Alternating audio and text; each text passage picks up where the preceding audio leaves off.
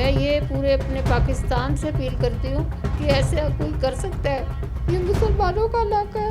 अपनी बेटी और बीवी को, एक को जंगल में छोड़ दिया जानवर खाए, एक को उसने नाले में फेंक दिया बेटी को। इस पे तशद्दुद किया है, इनको 3rd डिग्री टॉर्चर किया है। हाँ जी, ये केस सीसीटी के हवाले किया जाए। जुर्म कबूल कर लिया कि मैंने इन दोनों को कत्ल कर दिया है। पूरी दुनिया से अपील करती हूँ, इस बंदे को सजा दे, इतने जैसे मेरी बहन को। तमीना साहिबा, बहुत अफसोसनाक ख़बर और बड़ी तकलीफ़ दे बात सामने आई, और जिस हालत में डेड बॉडी मिली उसकी तस्वीर भी पुलिस ने बनाई, और जो कुछ हमने सुना भी और देखा भी, बड़ा दिल को तकलीफ़ पहुंची। क्या कहना चाहती? मुझे तो अभी तक यकीन ही नहीं आ रहा कि मेरे बहन और भांजी ऐसे डेथ हो गई है। यकीन करें, मैंने इनको पहले दिन से कहा था इसको पकड़े। पुलिस ने इसको बर वक्त पकड़ा होता, चलो उनकी लाशें तो हमें सही सलामत मिल जाती। पुलिस ने पकड़ा ही नहीं है इसको।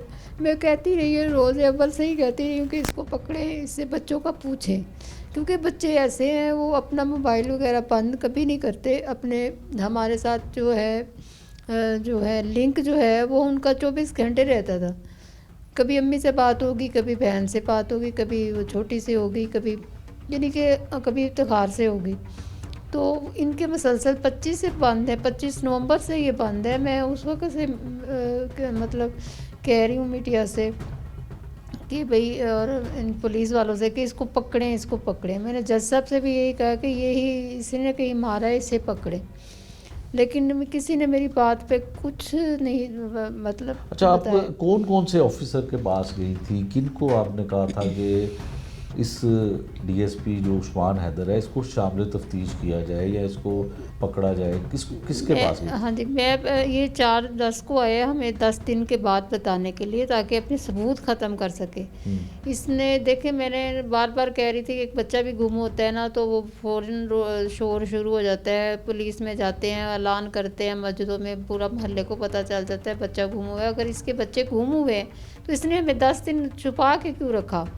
मेरी इसी बात से मेरी यही बात मुझे खटकी थी कि इसने 10 दिन के बाद हमें बता रहा है आके, और फिर ये कह रहा है कि मैं क्या कर सकता हूँ, मैं क्या कर सकता हूँ। मेरी अम्मी ने भी कहा कि भाई तुम तो पुलिस के ऑफिसर हो, तुम क्या नहीं कुछ कर सकते, तुम तो पूरा शहर क्लोज कर सकते हो।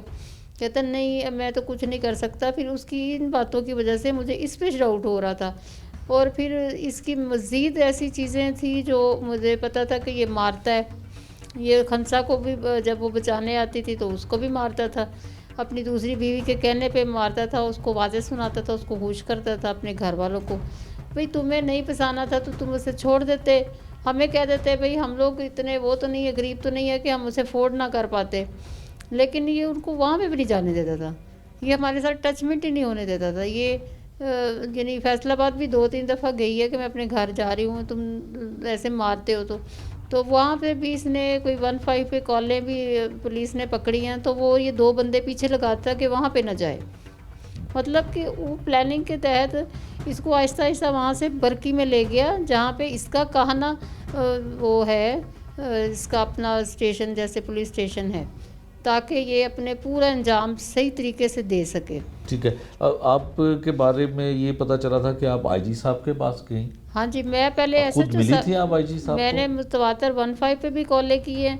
मरीम नवाज साहबा को पोर्टल पे मैंने 3 एप्लीकेशन सेंड किए हैं। अब मैंने ये जो हैं एप्लीकेशंस जो हैं हर किसी को दी है, SHO बरकी थाने को दी है, उसने मुझे वो उसकी रसीद नहीं दी थी। फिर नेक्स्ट मैंने आईजी साहब के पास 2 एप्लीकेशंस भेजी है, मेरे पास उसका सबूत भी है। मुलाकात हो सकी थी आप? नहीं, उन्होंने अंदर जाने नहीं देते थे। अच्छा, जब डीएसपी साहब का नाम सुनते थे तो वो जी कहते नहीं, वो बस टाल मटोल से काम लेते थे, बाहर से बाहर ही पहुंचवा देते। लेकिन एप्लीकेशन उन्होंने सबमिट की है, और लेकिन उसका वो जैसे सीरियल नंबर होता है वो भी दे दिया।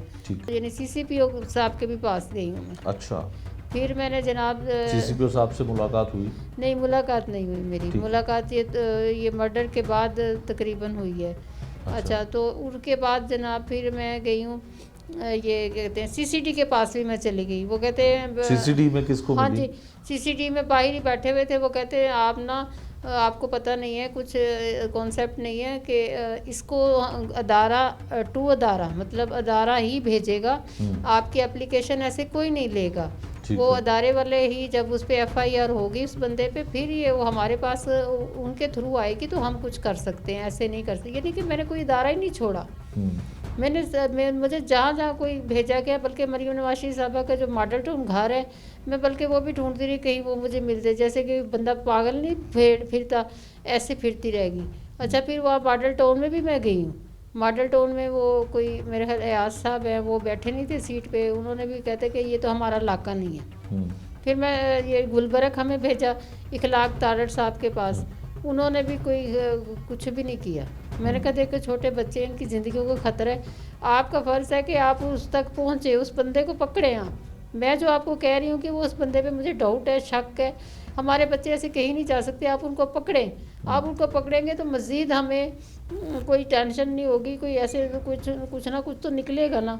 लेकिन उन्होंने किसी ने कोई कार्रवाई नहीं की। तो पुलिस सुना उल्टा आपसे तफ्तीश करती रही? हाँ जी, आपके शोर पे तशद्दुद करती रही? नहीं, जब इन अदारों ने मुझे कुछ नहीं दिया, पुलिस ने मुझे कुछ नहीं दिया, तो फिर मुझे किसी ने कहा हाई कोर्ट को टच करो। हाई कोर्ट को भी मैंने जब टच किया, जज साहब अच्छे थे, उन्होंने कहा कि भी बच्चों को बरामद किया जाए। 3 दिन की पेशी दी, लेकिन ये फिर पेशियों पे पेशियाँ लेता रह गया है।